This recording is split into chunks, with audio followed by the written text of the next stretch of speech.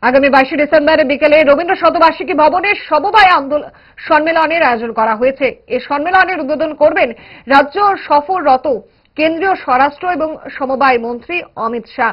শুক্রবার মহাকরণে এক সাংবাদিক সম্মেলনে রাজ্যের সমবায় মন্ত্রী শুক্লাচরণ নোয়াতিয়া এক সাংবাদিক সম্মেলনে জানান, জাতিসংঘ 2025 সালকে আন্তর্জাতিক সমবায় বর্ষ হিসেবে ঘোষণা করেছে। এ উপলক্ষে 22 ডিসেম্বর রবীন্দ্র ভবনে আয়োজন করা হয়েছে এই সম্মেলনের। মুখ্য অতিথি হিসেবে কেন্দ্রীয় স্বরাষ্ট্র ও সমবায় মন্ত্রী অমিত শাহ ছাড়া উপস্থিত থাকবেন মুখ্যমন্ত্রী ডক্টর মানিক সাহার, সাংসদ বিপ্লব কুমার দেব প্রমুখ। মন্ত্রী নোয়াতিয়া আরো জানান, রবীন্দ্র ভবন চত্বরের সম্মেলন উপলক্ষে সমবায় দপ্তরের সফলতা তুলে ধরার জন্য এবং সমবায় সম্পর্কে মানুষের মধ্যে সচেতনতা বাড়াতে মোট 18টি স্টল খোলা হবে। জাতিসংঘের কর্তৃক 2025 বর্ষকে আন্তর্জাতিক সমবায় বর্ষ হিসাবে ঘোষণা করা হয়েছে।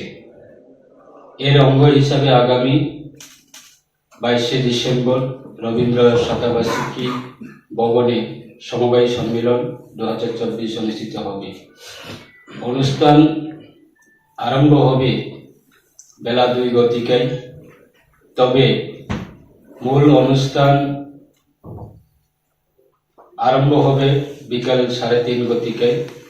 অনুষ্ঠানের মুখ্য অতিথি হিসাবে উপস্থিত থাকবেন মাননীয় স্বরাষ্ট্র ও সমবায় দপ্তরের মন্ত্রী শ্রী অমিত শাহজি, এবং মঞ্চের উপস্থিত থাকবেন ত্রিপুরা সরকারের, ত্রিপুরা রাজ্যের মাননীয় সকলের প্রিয় মুখ্যমন্ত্রী প্রফেসর ডক্টর মানিক সাহা মহোদয়, এবং উপস্থিত থাকবেন মাননীয় সাংসদ শ্রী বিপ্লব কুমার দেব মহোদয়, আগরতলা পৌর নিগমের মাননীয় মেয়র তথা বিধায়ক, ত্রিপুরা বিধানসভায় সম্মানিত সদস্য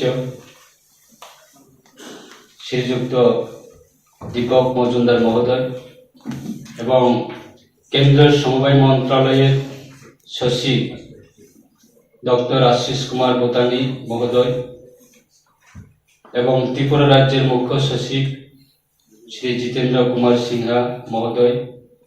অনুষ্ঠানে মঞ্চে ত্রিপুরা রাজ্যের সমবায় দপ্তরের মন্ত্রী ও উপস্থিত থাকবেন।